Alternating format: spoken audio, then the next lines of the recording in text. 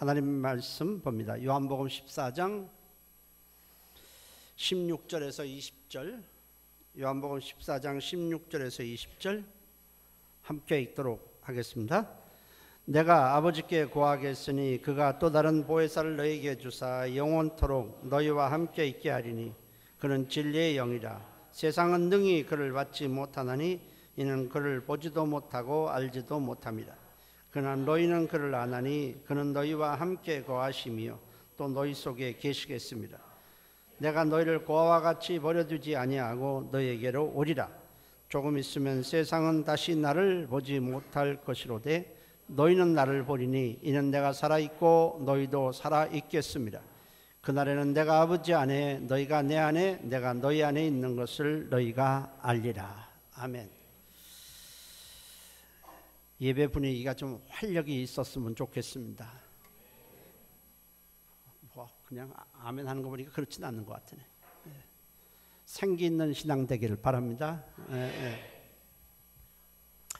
오늘 제목이 또 다른 보혜사입니다. 사람의 인격, 성품은 누구와 함께 하느냐, 누구와 사귀느냐에 따라서 달라지게 돼 있어요. 좀 추하고 더럽고 좀 악하고 세상 욕망만을 위해 사는 사람과 함께 있으면 그 인격이 더러워져요. 그러나 좀 성숙한 인격을 가진 자와 함께 있고 그 사람과 대화를 나누고 사귄다면 점점 그 사람의 인격을 닮아가게 될 것입니다. 그런데 하물며 하나님의 영이신 성령님과 우리가 함께 있고 사귄다면 당연히 변화가 일어날 수밖에 없는 것입니다. 죄악이 가득 차고 온갖 악이 가득 찬 이 세상에서 우리에게 가장 필요한 것은 성령님의 역사입니다. 예수를 믿고 성령님이 내주하시게 되면 여러 가지 변화가 일어나는데 그 중에서 가장 큰 변화는 가치관의 변화입니다. 예수를 믿기 전에 우리가 가치관은 세상 것에 있었습니다. 좀 더 돈 많이 벌고 권력을 갖고 뭐 잘 살고 뭐 이런 것들 아니겠습니까? 세상 것에 우리가 가장 가치를 두고 살았지만은 이제는 예수를 믿게 되고 성령이 오시면은 우리는 예수님에 대한 믿음 그리고 하나님의 말씀으로 주신 그 소망이 우리에게 최고의 가치로 변하게 됩니다. 뿐만 아니라 우리 안에 성령님이 임재하시면서 세상 사람들이 누리지 못하는 어떤 기쁨과 의와 평강이 우리 안에서 계속 샘솟듯 솟아나게 됩니다. 그래서 로마서 14장 17절에는 성령 안에 있는 의와 평강과 희락이라 이렇게 말씀을 했습니다. 우리는 신앙생활하면서 성령님을 인정하고 성령님의 역사를 사모하고 성령님의 인도를 소망해야 합니다. 그렇지 않으면 우리 믿음은 교회를 아무리 오래 다녀도 믿음이 자라지도 않고 그 다음에 하나님을 체험하지도 못합니다. 늘 그 자리에 있어요. 교회 다닌 지 꽤 오래됐지만은 이 자리에 와서 예배는 드리는 것 같지만은 그 사람에게서는 어떤 변화도 일어나지 않습니다. 우리를 변화시키고 우리의 신앙을 성장시키는 분은 성령님이신 것입니다. 예수님께서 유대 땅에 오셨을 때에 당시 유대 땅은 로마의 속국이었습니다. 유대 백성들은 나라를 빼앗긴 채 착취를 당하며 신음하고 있었습니다. 때문에 유대 백성들의 소망은 오랫동안 선지자를 통해서 예언했던 그 메시아가 와서 자기네들을 구원해 주기를 바랬습니다. 그렇게 메시아를 기다리고 있는데 예수님보다 앞서 등장한 세례 요한이 백성들에게 회개를 촉구하면서 하는 말이 곧 메시아가 오실 것이라고 백성들에게 말했습니다. 사람들은 세례 요한의 말을 들으면서 메시아의 출현을 고대하고 있다가 드디어 세례 요한이 증거하는 메시아이신 예수님을 만나게 됩니다. 세례 요한이 예수님을 향해서 저가 바로 하나님이 보내신 우리 세상 죄를 지고 가는 하나님의 어린 양이고 하나님이 보내신 바로 메시아라고 증거했기 때문에 그렇습니다.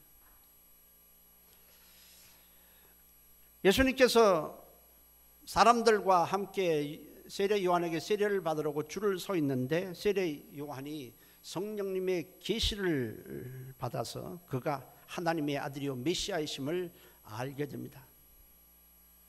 그 세례 요한도 사실은 처음에는 몰랐습니다. 그러다가 갑자기 예수님이 사람들 틈에 오시는데 성령님이 세례 요한에게 저가 바로 하나님의 아들이고 메시아다라고 알려주었습니다. 그래서 세례 요한이 보라, 저분이 바로 메시아라고 사람들에게 증거를 냈습니다. 당연히 세례 요한의 말 듣고 사람들은 예수님을 주목을 하게 됩니다. 예수님께서 세례 요한에게 세례를 받으시고 물 위로 올라오실 때 사람들은 전부 예수님이 어떤 말씀을 하실까 주목을 했습니다. 그때 예수님이 세례 요한에게 세례를 받으시고 물에서 올라오시는데 갑자기 하늘이 열립니다. 성령의 비둘기같이 임하시더니 하늘로부터 음성이 들렸습니다. 마태복음 3장 16절 17절에 예수께서 세례를 받으시고 곧 물에서 올라오실 때 하늘이 열리고 하나님의 성령이 비둘기같이 내려 자기에게 임하심을 보시더니 하늘로부터 소리가 있어 말씀하시되 이는 내 사랑하는 아들이요 내 기뻐하는 자라고 했습니다. 사람들은 깜짝 놀랐습니다. 갑자기 저들은 경험해보지 못한 하늘이 열리고 하늘로부터 음성이 들리면서 저는 내 사랑하는 자요 내 기뻐하는 자라는 음성을 저들이 들었기 때문에 그렇습니다. 갑자기 또 저들은 알지 못하는 성령님이 예수님 위에 막 어떤 묘한 형상같이럼 확실하긴 않지만 어떤 비둘기같이 자기가 느껴졌던 모양입니다. 그래서 비둘기같이 임했다 이렇게 성경은 표현하고 있습니다. 하나님께서 인간을 구원하실 메시아를 세상에 보내시고 그 세상에서 이분이 바로 메시아라심을 세상에 드러낼 때 그 방식은 바로 성령님이었습니다. 성령님을 보내주시고 성령님을 통해서 예수님이 메시아이심을 세상에 공개하셨습니다. 그 이유는 인간의 근본적인 문제의 해결은 인간의 수단과 방법과 노력으로 되는 것이 아니라 그리스도 예수 그리스도 안에서 하늘이 열리고 성령님이 역사하셔야만 그 문제가 해결된다는 사실을 보여주고 있는 것입니다. 우리의 믿음은 의식도 아닙니다. 형식도 아닙니다. 그냥 교회 앉았다가 가는 것이 우리의 신앙생활 아닙니다. 그것은 하나의 종교생활에 불과한 것입니다. 우리의 신앙생활은 성령님의 역사하심으로 죄를 사함받아서 정말 의롭게 되고 사망에서 생명을 얻고 눌린 것에서 자유를 얻고 저주에서 해방을 얻고 사단의 권세에서 벗어나서 하나님의 자녀 하나님의 백성이 되는 실제적인 일인 것입니다. 우리의 신앙생활은 실제적인 것입니다. 관념도 아니고 하나의 이론으로 끝나는 것도 아닙니다. 예수님께서 성령의 능력을 힘입어서 광야에서 마귀의 시험을 모두 물리치신 후에 나사렛 마을에 있는 한 회당에 들어가시더니 놀라운 선언을 하시게 됩니다. 누가복음 4장 18절 19절에 예수님이 그 회당에 들어가서 말씀하신 내용은 이렇습니다. 주의 성령이 내게 임하셨으니 이는 가난한 자에게 복음을 전하게 하시려고 내게 기름을 부으시고 나를 보내사 보로된 자에게 자유를 눈먼 자에게 다시 보게 함을 전파하며 눌린 자를 자유롭게 하고 주의 은혜의 해를 전파하게 하려 하심이라라는 했습니다. 주님이 말씀하신 것은 주의 성령이 내게 임했다는 겁니다. 그것은 성령님이 마셨었는데 성령님은 가만히 있는 것이 아니고 가난한 자에게 복음을 주고 눌린 자를 자유케 하고 포로된 자에게 자유를 주고 눈먼 자를 다시 보게 하고 주의 은혜를 전파하도록 하기 위해서 하나님께서 나에게 성령을 부으셨다는 것입니다. 성령님이 오시면 인간의 근본적인 문제를 해결해 주시기 위함입니다. 예수님은 자기 속에 임하신 성령님이 하실 일을 5가지로 요약해서 말씀하시고 선언을 하셨습니다. 첫째로는 성령님은 가난한 자에게 기쁜 소식을 준다는 것입니다. 여러분, 모든 사람에게는 다 돈이 있건 없건, 많이 배웠건 배우지 않았던, 출세를 했든 안 했든 상관없이 모든 사람에게는 3가지 가난이 있습니다. 3대 가난이 있습니다. 하나는 의에 대한 가난입니다. 모든 사람은 태어날 때부터 죄 가운데서 태어납니다. 태어나서 죄를 짓는 게 아니라 이미 어머니 뱃속에서 세상에 태어날 때 죄가 가득한 상태로 세상에 태어나게 됩니다. 시편 51편 5절에 내가 죄악 중에 출생하였으며 어머니가 죄 중에서 나를 잉태하였나이다 했습니다. 그 로마서 3장 10절에는 의인 없나니 하나도 없다고 말했습니다. 이 세상에 태어난 사람 중에서 죄가 없는 사람은 하나도 없습니다. 의를 가지고 태어나는 사람도 한 사람도 없습니다. 모든 사람은 죄 중에 태어나고 죄 가운데 살게 됩니다. 그래서 모든 사람은 자기가 의로워지려고 하는 욕구가 있습니다. 이런 의에 대한 가난이 있고, 또 하나는 삶의 의미에 대한 가난을 갖고 있습니다. 하나님을 떠난 인간은 자기가 누구며 어디서 왔다가 어디로 가는지, 무엇을 하고 살아야 되는지 삶의 목적과 삶의 어떤 방향을 전혀 알지 못하고 표류하고 있습니다.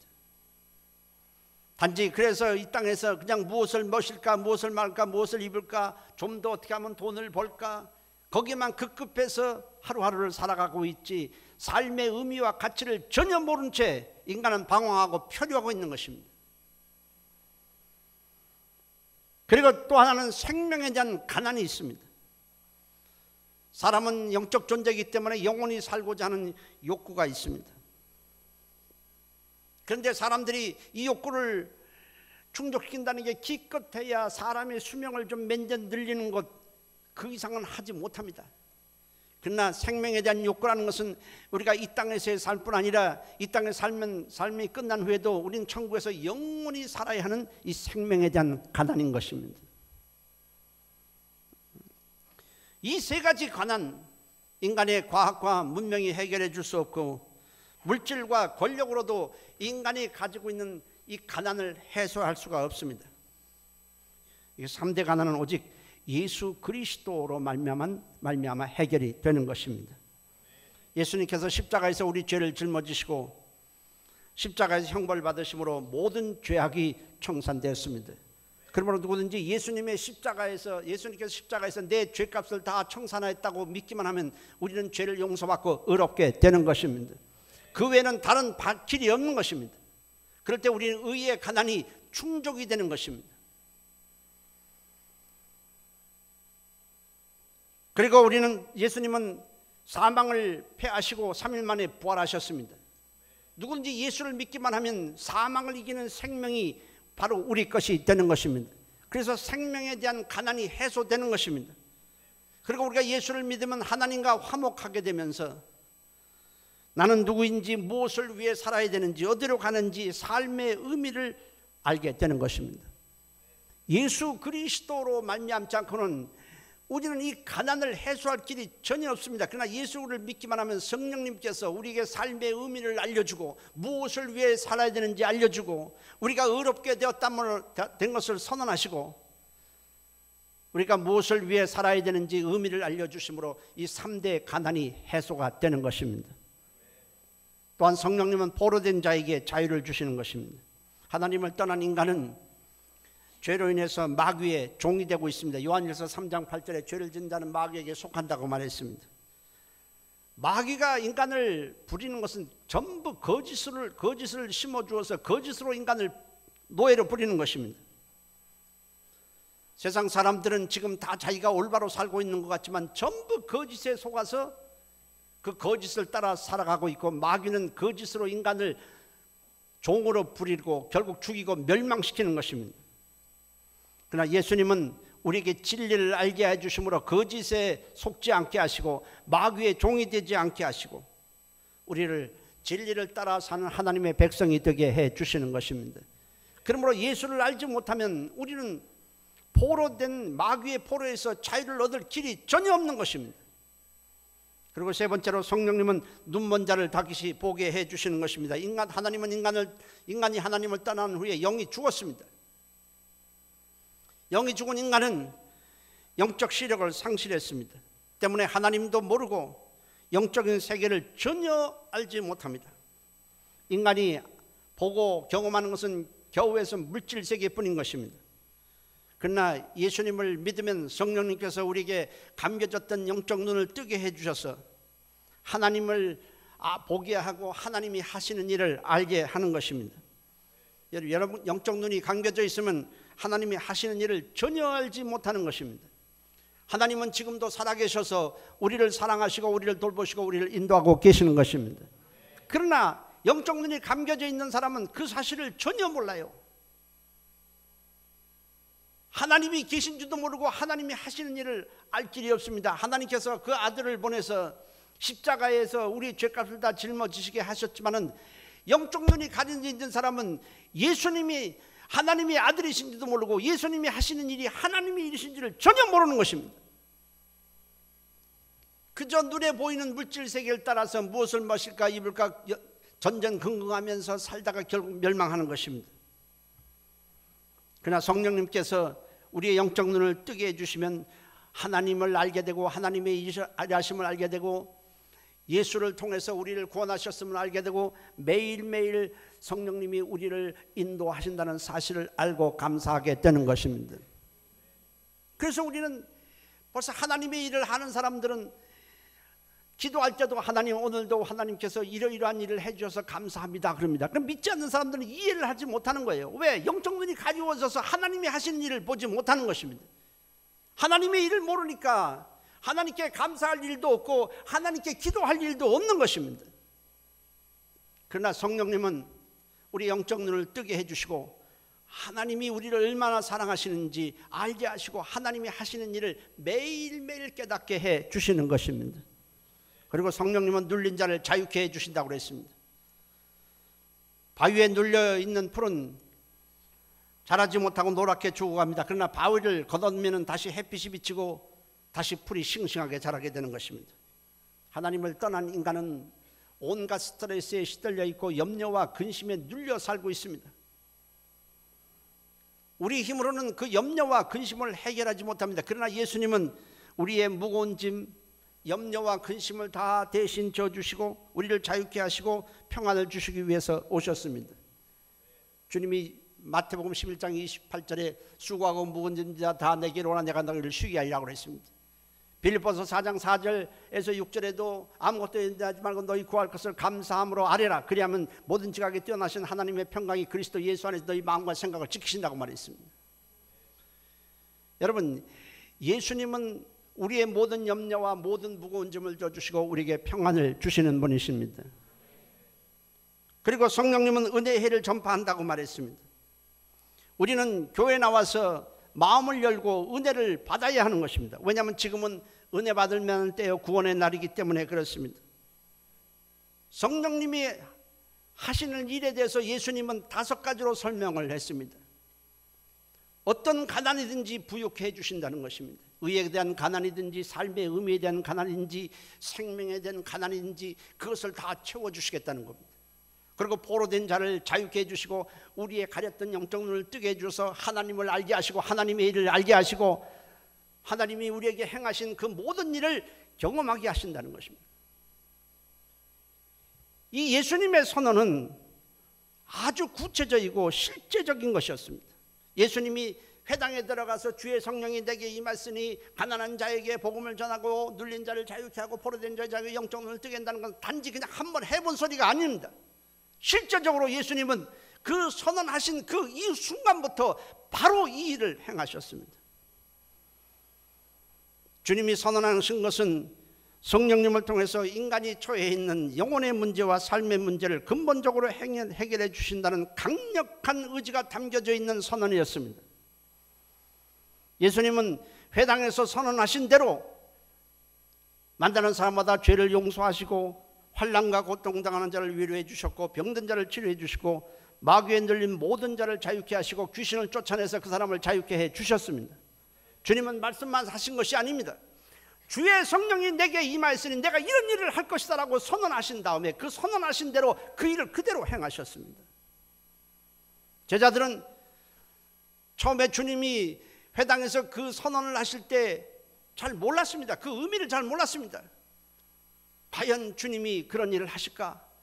그러나 매일매일 저들은 주님과 함께 다니면서 주님이 엄청난 지금까지 아무도 해보지 못했던 그 일을 하는 것을 경험하면서 이 예수님은 우리에게 직면한 인간의 모든 문제를 해결해 주신다는 것을 알았습니다.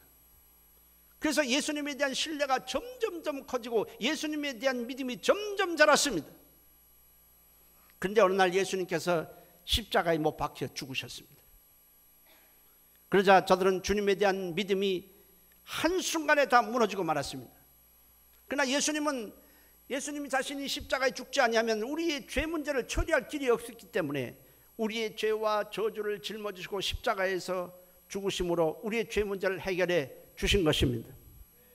그렇지만 저들은 그걸 몰랐기 때문에 주님이 죽으시자 주님에 대한 믿음이 산산조각이 다 나버렸습니다. 우리가 그토록 주님을 믿고 따랐는데 주께서 성령이 임하신 후에 이런 엄청난 일을 우리가 하루도 걸르지 않고 매일매일 경험했는데 주님이 죽으셨으니 우린 주님 누굴 믿어야 되느냐는 것입니다. 저들의 믿음이 완전히 무너졌지만 주님은 사흘 후에 다시 살아나셔서 제자들을 찾아주셨습니다. 그렇지만 저들은 여전히 믿음이 회복하지 못한 채 유대인들을 피해서 두려워서 숨어 다녔습니다. 예수님을 십자가에 못 박은 유대인들은 제자들도 함께 잡으려고 혈안이 되어 있었습니다. 그래서 제자들은 유대인들의 종교 지도자들의 낯을 피해서 밤에만 몰래 당기고 저들을 숨어 다녔습니다. 예수님은 제자들이 그렇게 되리라는 사실을 이미 잘 알고 계셨습니다. 때문에 예수님은 부활하셔서 40일 동안 제자들을 만나 주었지만 제자들의 믿음이 여전히 회복되지 못하고 있다는 사실을 잘 알고 있었습니다. 그래서 하늘로 승천하시기 전에 제자들에게 강하게 명령을 하셨습니다. 요한복음 1장 4절 5절에 그들에게 분부하여 이르시되 예루살렘을 떠나지 말고 내게서 들은 바 아버지께서 약속하신 성령을 기다려라. 요한은 물로 세례를 베풀었으나 너희는 몇 날이 못되어 성령으로 세례를 받으리라 하셨습니다. 그리고 사도행전 1장 8절에 주님은 말씀하셨습니다. 너희가 아직 성령을 모르겠지만 성령이 임하면 너희가 권능을 받을 것이고 예루살렘과 온 유대와 사마리아 땅까지 이르러 내 증인이 될 것이라고 말씀하셨습니다. 제자들은 주님이 말씀을 하셨지만 성령을 받아본 적이 없기 때문에 저들은 과연 성령을 받으면 우리가 권능을 받을까? 과연 성령을 받으면 이 유대인들이 서설시포라는 유대인들이 자기를 잡으려고 하는데 우리가 과연 예수를 증거하는 증인이 될 수 있을까? 저들은 의심할 수밖에 없습니다. 그렇지만 주님이 약속을 하셨기 때문에 강하게 명령을 하셨기 때문에 저들은 마가의 다락방에 120명이 모여서 성령을 받기를 기도하였습니다. 결국 하늘로부터 주시는 성령의 충만함을 받고 저들은 방언을 말하기 시작을 했습니다. 여러분, 우리가 교회 나와서 예수를 믿는다면 우리는 성령이 임하신다는 사실을 믿어야 되고 성령이 임하면 방언을 말하니 우리보다 방언을 말할 수 있어야 하는 것입니다. 저는 우리 교회 교인들이 교회 다니면서 방언할 줄 모르는 걸 원하지 않습니다. 하늘나라의 언어인 방언을 제자들은 처음 말하기 시작했습니다. 불의 혀같이 갈라지고 바람이 막 이는 소리가 나더니 저들은 한 번도 해보지 못하는 하늘나라의 언어인 방언을 말하기 시작했습니다. 그들이 성령 충만함을 받자 저들이 삽시간에 변하기 시작했습니다. 성령이 그들의 안에 와서 그들의 생각을 움직이고 그들의 영적 눈을 떠주니까 그들이 변할 수밖에 없었던 것입니다. 성령의 충만을 받고 변한 그 제자들은 담대히 밖으로 나가서 복음을 증거했습니다. 그리고 예수님이 잡히셨을 때에 살기 위해서 예수님을 모른다고 시치미떼고 3번씩이나 부인했던 이 베드로도 밖으로 뛰쳐나가서 유대인들을 향해서 외칩니다. 너희가 십자가에 못 박혀 죽인 예수를 하나님이 살리셨다. 그리고 주와 그리스도가 되게 하셨느니라. 그렇게 외치자 무려 3,000명이나 되는 유대인들이 회개하며 예수를 구주로 영접하는 역사가 일어나게 된 것입니다. 이것이 바로 초대교회의 시작인 것입니다. 성령이 그들을 전부 변화시킨 것입니다. 성령을 받은 제자들은 그곳으로 끝나지 아니하고 예루살렘과 유대와 사마리아를 거쳐서 이방 나라에까지 복음을 증거하자 서기 313년에는 그토록 기독교를 잔인하게 박해했던 로마 제국이 예수를 받아들이게 되었습니다. 얼마나 놀라운 역사입니까? 눈에 보이지 않는 성령이 보잘것없는 제자들의 마음을 움직이고 그들의 속에서 역사하자 로마 제국이 복음을 받아들이고 수많은 곳에 교회가 세워지게 된 것입니다. 그리하여 오늘도 우리를 예수를 믿게 된 것입니다. 할렐루야. 여러분, 성령님은 하나님의 영이시고 능력의 영인 것입니다. 성령님께서 일하시는 곳에는 생명의 역사가 일어나게 되어 있습니다.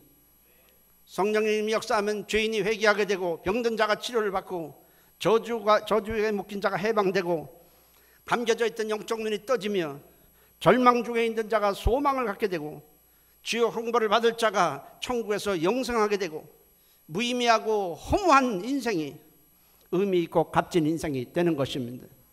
할렐루야. 성령이 역사하지 않으면 이런 일은 절대로 일어나지 않습니다. 인간은 모든 면에서 능력의 한계가 있습니다. 똑똑한 체 하지 마세요. 지혜 있는 체 하지 마세요. 인간은 연약하고 참 보잘것없습니다. 인간은 자신의 능력을 솔직히 인정하고 하나님 앞에 나가야 하는 것입니다. 인간의 부족하고 능력의 한계가 있는데 이런 인간이 스스로의 능력으로 인간의 처한 문제를 근본적으로 해결하겠다고 하는 것은 참으로 어리석은 짓인 것입니다. 오직 예수 그리스도를 믿음으로 성령의 역사하심으로 인간의 모든 근본 문제가 해결되는 것입니다. 인간은 자신의 연약함을 감추려고 하지 말고 하나님 앞에 나가서 무릎을 꿇어야 하는 것입니다. 우리가 배우면 얼마나 배웠고 우리가 능력이 있으면 얼마나 능력이 있겠습니까? 성경은 말씀합니다. 스가랴 4장 6절에 인간의 힘으로 되지 아니하고 인간의 능력으로 되지 아니하고 오직 하나님의 영으로 되느니라고 그랬습니다. 그리스도인은 성령님과 동행하는 삶을 살고 성령님의 능력을 힘입으려고 해야 하는 것입니다. 저는 여러분의 신앙에 좀 생기가 있기를 바랍니다. 아멘. 저는요, 사람을 대할 때도 생기가 없는 사람은 재미가 없어요. 생기 없는 사람 여러분 하고 대화하면 얼마나 피곤한지 아세요? 여러분 어리니까 시집도 안 가고 장가도 안 가고 손주를 잘 모르죠? 여러분 어린아이가 왜 이쁜지 아세요? 어린아이는 목소리 톤이 도레미파솔에 해당해요. 그러니까 목소리가 좀 높거든요. 저한테 부를 때도 할아버지 그런다고요. 애들이 높아요. 애들이. 그러니까 그 목소리가 생기가 있잖아요. 애들이. 그 생기 있는 손자도 애들 삐지 한 뵈기 싫어요. 제가 이 예배 끝나고 딱 나가면 이제 3부에는 안 그러지만 1부, 2부에는 제가 악수를 합니다. 그러면은 은혜 받았습니다. 이제 아니면 예, 감사합니다. 하는지 하고 나가야 되는데 예, 악수합니다. 이런 사람이 있어요. 손을 이렇게 집는 사람. 그 손을 왜 들어가는지 몰라. 그럼 저 작은 손가락을 잡습니다. 얼마나 매력 없어요. 그리고 나갈 때도 네, 안녕하세요. 이러고 나가면 되는데 꼭 저 입구에 문 옆으로 나갑니다. 그 사람은 항상 옆으로 나가요. 이렇게 나가면서 쫙 쳐다봅니다. 여러분 쳐다보고 여러분 쳐다보고 나가요.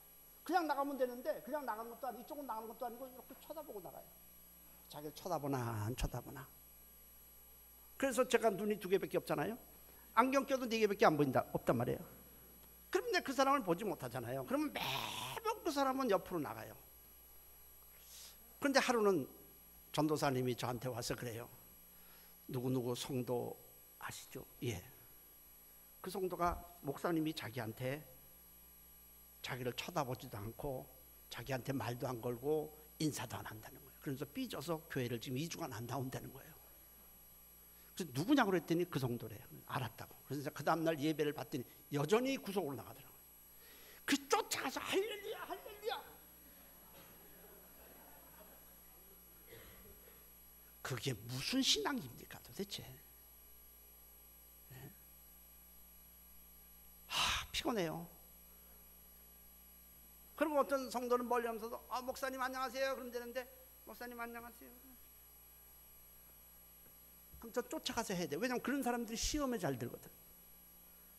여러분, 우리는 신앙생활 할 때에 기도도 좀 멋있게 하고, 아멘도 좀 크게 하고, 아멘도 좀 크게 하고, 아멘도 좀 멋있게 하고.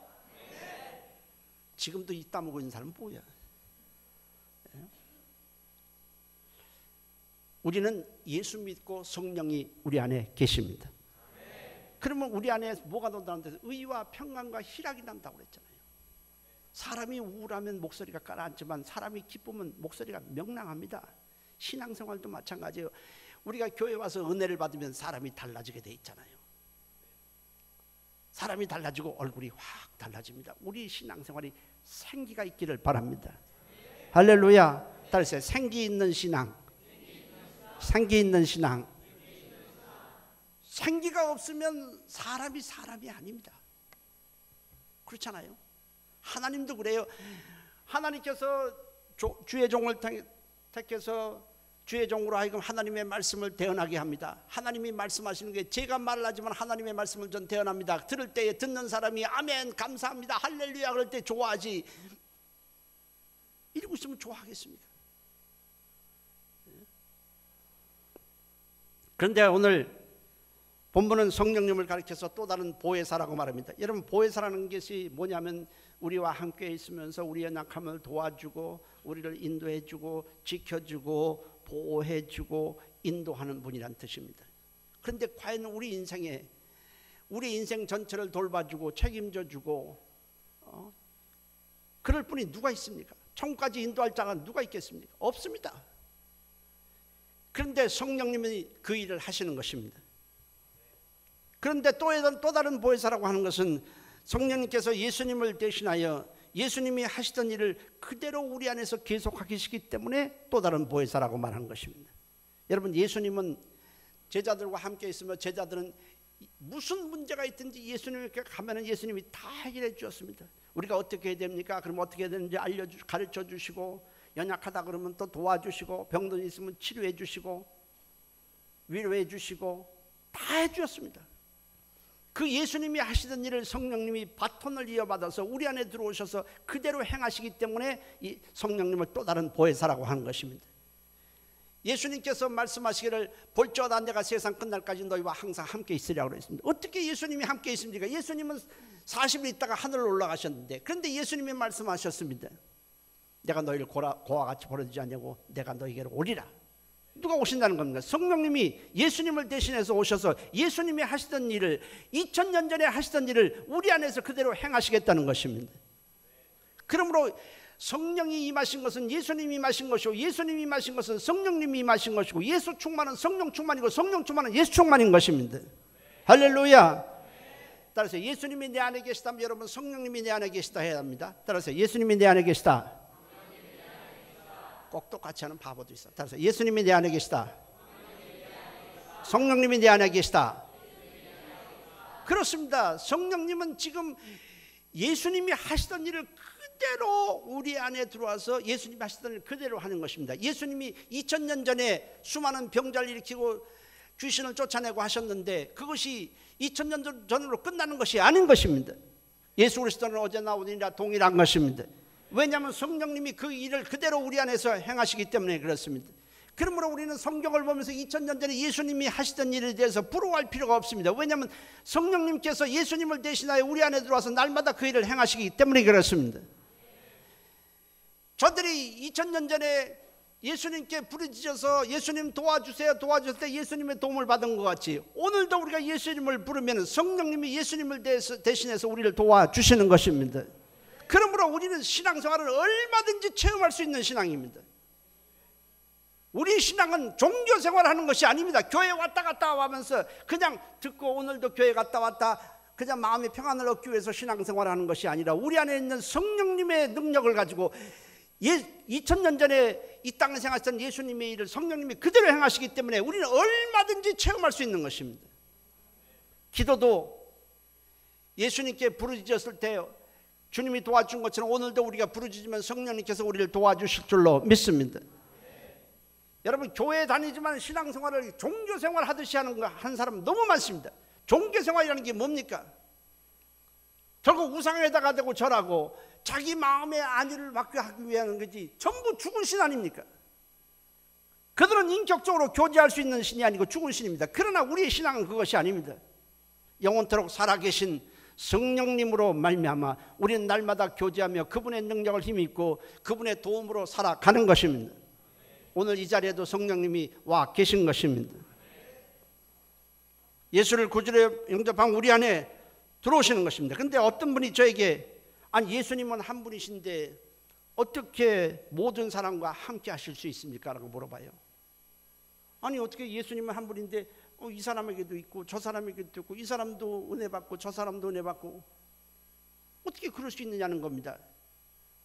그래서 제가 대답합니다. 여러분들이 집안에 있다가 밖으로 나가 보십시오. 이 사람도 나가고 저 사람도, 해는 분명히 한데 이 사람에게도 비치고 저 사람에게도 비치지 않습니까? 밤에 들에 한번 나가세요. 이 사람에게도 비치고 다른 저 사람에게도 비치지. 분명히 해는 하나인데 나가니까 다 비추는 것입니다.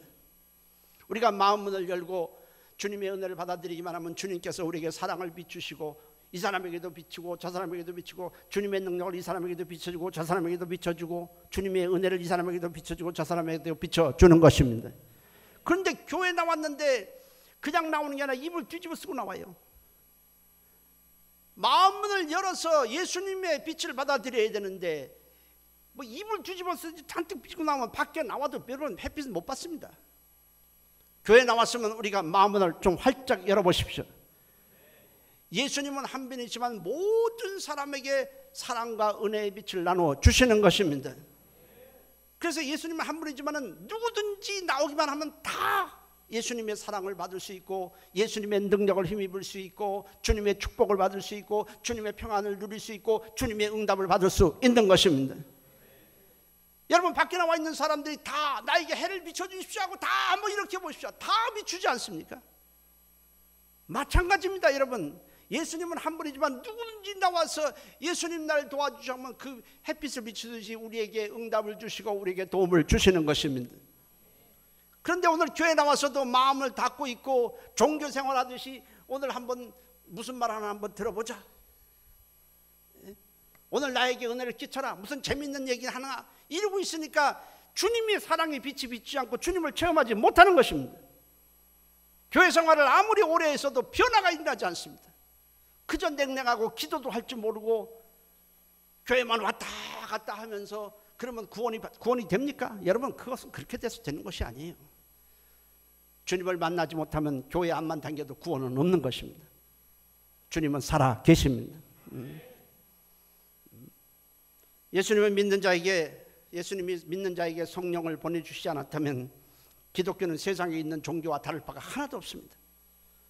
그러나 성령님은 예수님을 대신해서 우리 안에 오셔서 일하시기 때문에 종교의 영역을 넘어서 지금도 믿는 자의 죄를 직접으로 용서하시고 지금도 병든 자를 치료해 주시고 지금도 생명을 주시고 승리케 하시고 무거운 짐을 맡아주시고 예수의 이름을 사용해서 마귀와 귀신들이 물러가게 해 주시는 것입니다.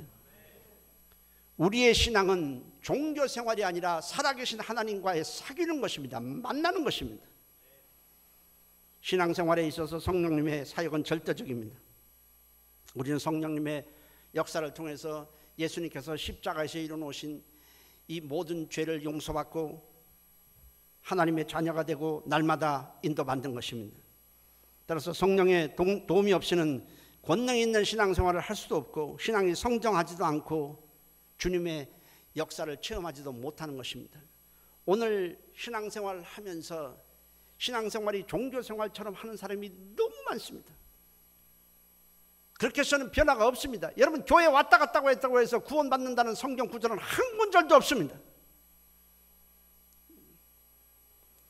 우리는 눈에 보이지 않지만 우리 안에서 역사하시는 성령님의 인정하고 인도를 받으려고 해야 하는 것입니다.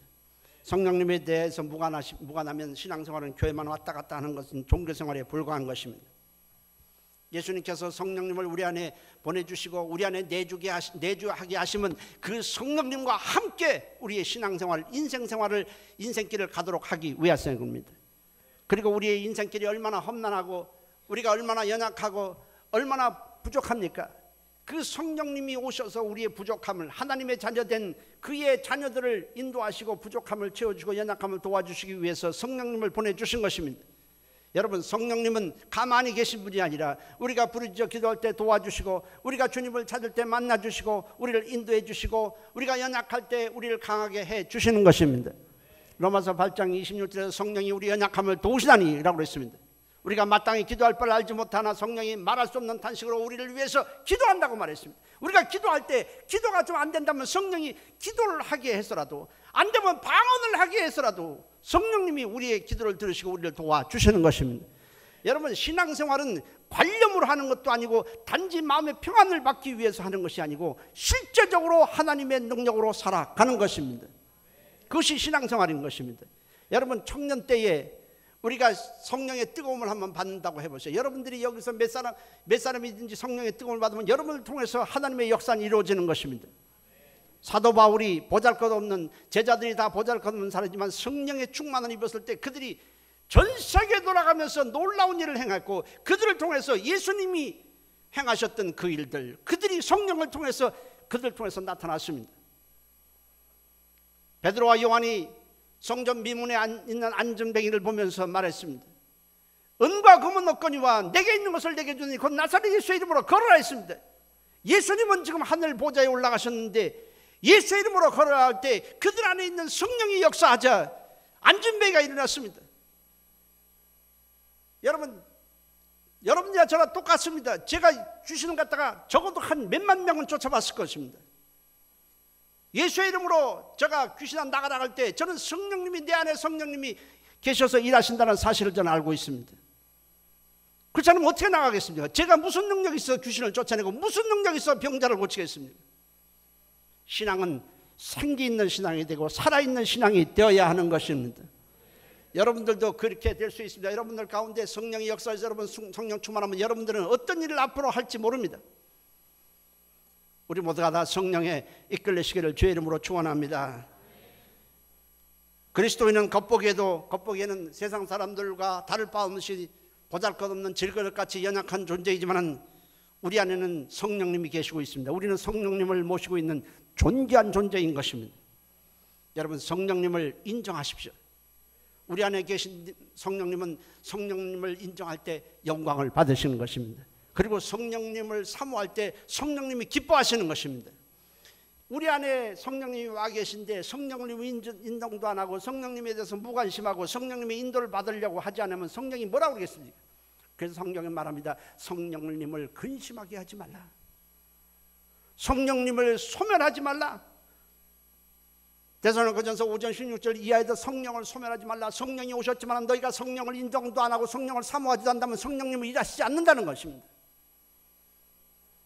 그리고 성령이 오셨는데도 성령에 대해서 무관심하면 성령은 근심하신다는 것입니다. 성령이 근심하고 성령님이 일하지 않으면 우리는 변화가 아무것도 일어나지 않습니다. 우리는 예수님이 하셨던 그 2000년 전의 사역을 오늘 체험할 수 없습니다. 신앙이 성장하지도 않습니다. 믿음이 뜨거워지도 않습니다. 여러분들 통해서 성령님은 아무 일도 하실 수 없을 것입니다. 그러나 성령님이 여러분 안에 계시니 여러분 이제부터 성령님을 인정하시길 바랍니다. 그리고 성령님을 한번 사모해 보십시오. 여러분들이나 저나 다 연약하고 흠도 많고 부족합니다. 그러나 저는 하루에도 성령님의 이름을 적어도 30번 이상은 부릅니다. 여기 자리에 올라와서도 성령님 저와 함께 하시죠. 성령님, 제가 설교할 때 제 입술을 붙들어 주세요. 제 마음을 붙들어 주세요. 제 생각을 붙들어 주세요. 저도 여전히 육체의 욕망을 따라 살고 싶은 것이 많습니다. 그러나 성령님, 제 마음을 붙들어 주고 제 생각을 붙들어 주세요. 제가 연약합니다. 기도하러 왔는데도 기도가 잘 되지 않으면 전 성령님께 당장 부탁합니다. 성령님, 내 안에 계신 성령님, 기도를 좀 활발하게 할 수 있도록 좀 도와주세요. 하나님의 말씀을 보는데도 말씀이 눈에 잘 안 들어집니다. 그러면 그걸 받고 나서 기도합니다. 성령님, 말씀이 들어오게 하게 하시고 깨닫게 해주옵소서. 그러면 놀랍게도 성령님께서 제 영적 눈을 열어주셔서 성경의 진리를 알게 하시고 그 말씀이 살아 역사하도록 도와주시는 것입니다. 여러분, 신앙생활이 똑같이 해도 성령님을 의지하는 사람과 성령님에 대해서 무관심한 사람은 전혀 다릅니다. 초대교회의 성도들이 우리보다 훌륭했기 때문이 아닙니다. 그들이 환경이 좋았기 때문도 아닙니다. 환경은 최악이었습니다. 복음을 전하다 붙들려 가면은 큰 공경에 처합니다. 그러나 저들은 성령이 저들을 역사하니까, 저들은 성령님을 인정하니까, 성령님의 도움을 간절히 원하니까 성령님이 그들을 사용해서 복음이 전파되게 하고 수많은 사람들을 구원한 것입니다. 여러분들은 우리는 뭐는 인정하고 사람을 인정하고 돈만 인정할 줄 알았지 성령님을 인정하지 않고 사는 적이 얼마나 많습니까? 성령님을 인정하시고 성령님을 사모하십시오. 그래서 값진 인생, 승리하는 인생을 살기를 예수의 이름으로 축원합니다. 할렐루야. 시간 통성으로 기도합니다. 한 목소리로 기도합니다. 하나님, 이제부터 성령님을 인정하게 살고 있으니 성령님 도와주시고 성령님과 함께 인생을 동행하게 도와주옵소서. 우리 다 같이 두 손 들고 주여 한번 하시고 통성으로 기도합니다. 주여. 살아계신 하나님 고맙습니다. 성령님을 사모하는 이 청년들에게 미래가 있게 하시고 미래가 열리게 하시고 닫힌 문이 열리게 하시고 저들의 인생을 도와주시옵소서. 하나님 아버지, 젊었을 때에 예수 앞에 나왔습니다. 저들의 저한 현실도 암담하지만은 우리는 환경의 노예가 될 자들이 아니라 성령의 능력으로 이길 자들입니다. 살아계신 하나님, 현실은 점점 암울해져가고 사람들은 눌려서 살고 있지만은 하나님 아버지 성령의 능력으로 저들을 자유케 해주시고 저들이 눌린 것에서 자유하고 기뻐함으로 성령님의 도우심을 받으며 승리하도록 하나님의 역사하시고 인도하여 주시옵소서. 주의 은혜와 성령의 능력으로 저들의 젊은이들이 미래를 향해서 힘차게 달려나가도록 도와주시옵소서. 예수님의 이름으로 기도했습니다. 아멘. 살아계신 하나님, 요새 청년들이 처한 현실이 암울합니다. 그러나 성령님은 우리의 연약함을 도우시러 오셨습니다. 우리의 부족한 것을 채워주러 오셨습니다. 우리는 환경의 노예가 되지 말고 모든 것을 능히 하게 하실 수 있고 우리를 도와주시는 성령님을 인정하고 도움을 받게 도와주시옵소서. 그래서 세상을 이기고 승리하도록 도와주시옵소서. 예수님의 이름으로 기도했습니다. 아멘.